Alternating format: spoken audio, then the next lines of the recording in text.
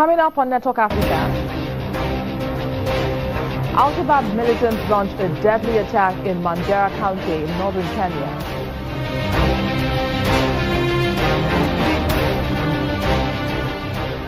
Plus, Italy hands over 4 patrol boats to the Libyan Coast Guard to stem illegal migration flow.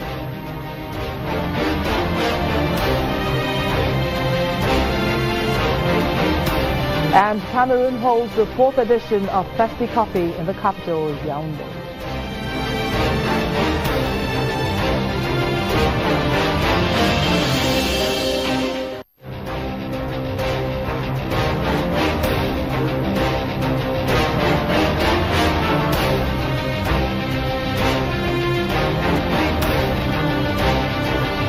Hello and welcome to the program. I am Bisi Adebayo.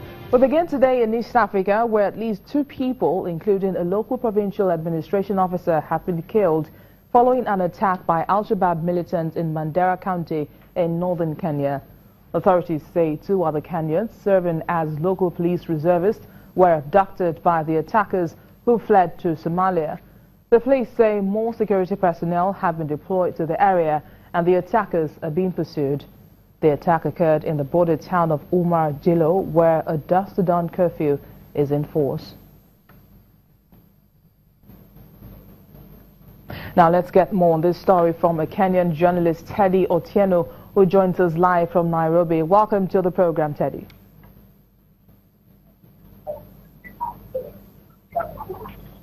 So Teddy, what more can you tell us about the Al-Shabaab attack in Mandera County?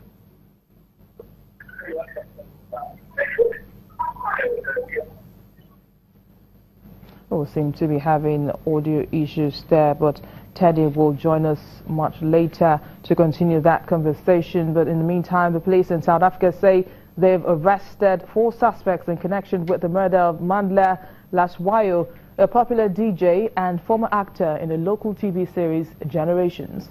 Police boss Kumotso Fulani says the suspects are also linked to the murder of another man killed in the same incident on Sunday night. Mandla and his friend were shot after confronting a group of men who had robbed women of their mobile phones in a pub in Soweto. Josie FM head Mfo Mlongo, who confirmed the star's death, noted that his father was also killed some years ago during a robbery.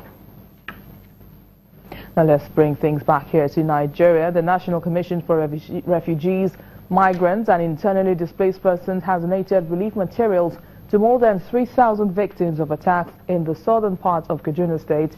This gesture, according to the Federal Commissioner in charge, Sadiya Farouk, is to reduce the suffering of the victims. National Commission for Refugees, Migrants and Internally Displaced Persons is tasked with the responsibility of providing solutions for individuals and communities displaced by conflict situations or man-made and natural disasters. Victims displaced by the southern Kaduna violence are the latest beneficiaries of the Commission's relief materials, which include mattresses, blankets, bags of rice, oil and other food items. The provision of relief materials today, therefore, does not reflect the totality of our interventions as a Commission. Neither does it represent what we hope to achieve. Rather, it is a means for us to demonstrate to you that we empathize with you, with your plight of the affected populations, and assure you all that we are very committed to our responsibility.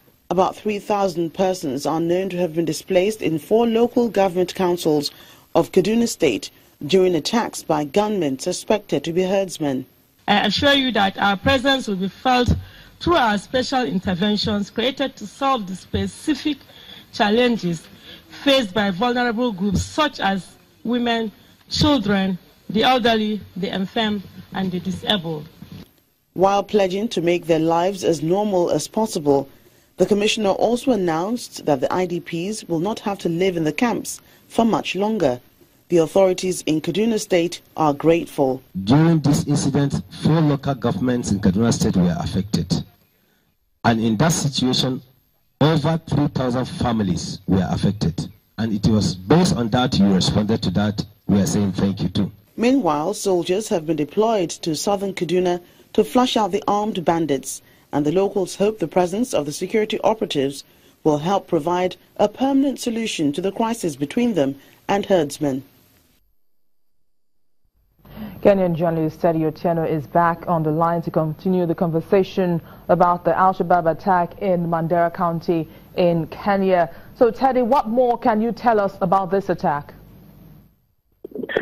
Very good evening to you. Live from Kenya, this is Teddy Otieno. And of course, it is a sad day for the country because yet again the Al-Shabaab militants have been able to strike. And this time round, they're able to actually kill a chief in a locality which is in Mandera County, that is towards the northeastern part of the country. And indeed, the chief actually died right after the attack, and two local officers were also killed in the attack. Over to you. Now, we understand that the attack occurred at the border town of Omar-Jilo, where there is already a dusk-to-dawn curfew. How come the militants were still able to launch an attack without any resistance from the Kenyan forces? Well, indeed, the Kenyan forces are actually deployed all across the area of Jilo. But then the problem is, and according to security officials, the militants are able to sit in and actually converse, or rather, they're able to have talks with the locals because of the local dialect. It so happens that they come from the same area, they come from the same community, and they're actually able to have conversations.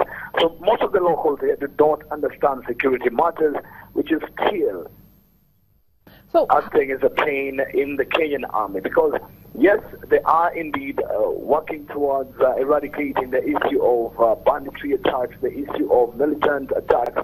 But then again, they have this hurdle to cross, which is, of course, a hurdle that is coupled with the very issue of these Al-Shabaab militants being able to talk to the locals. They actually get to their markets, they actually get to their mosques, they actually get to their places of social being. And, it's actually sad that these people are actually able to get more information from the locals than the local government can actually be able to get, just because of virtue of being in the same religious inclination. Over to you. How are Kenyans reacting to this latest attack? Do they feel satisfied with what the government is doing so far to protect them? Well, if you just cross over onto the online citizenry, or rather if you can call it the online journalism kind of situation, Kenyans are angered by this kind of attack because it is not normal for you to have attack after attack. Yet the government says that it's actually acting on a steadfast kind of approach just to ensure that peace and calm is restored in the country. Yet again, day after day, day in, day out, you face militant attacks from across the border. So this is actually something that's angered Kenyans. And just by virtue of speaking to a local, to some Kenyans, to locals around here in Nairobi, which is the Kenyan capital, it is actually a sad situation. It is a sad day for the Kenyans because this news came in the morning, in the wee hours of the morning, and guys were actually really, really saddened by the whole situation because now the general picture they're getting is that the borders are porous and the security officials are not able to work on handling the counterattacks from the Al-Shabaab militants. Over to you. Well, before I let you go, Teddy, Somalia, where the Al-Shabaab militants are based, has a new president, and that's Mohammed Abdullahi. Has there been a reduction in attacks launched over the border ever since the new Somali government came into power? Well, with the coming into power of the new Somali government, of course, under the stewardship of the new president, there have been improvements across the border now. And just to mention that a few, Kolibayo town has been able to be managed quite well in terms of the security situation. The Kenyan soldiers have been able to hold guard. And, of course, the cooperation between the two countries. You can even notice via the London conference that has just been underway this week. The Kenyan president was steadfast. He actually mentioned the point where the Kenyan soldiers will still remain in Somalia. And of course, this kind of approach will really, really improve the state of security between the two nations. Teddy Otieno, thank you so much for giving us some of your time on Network Africa.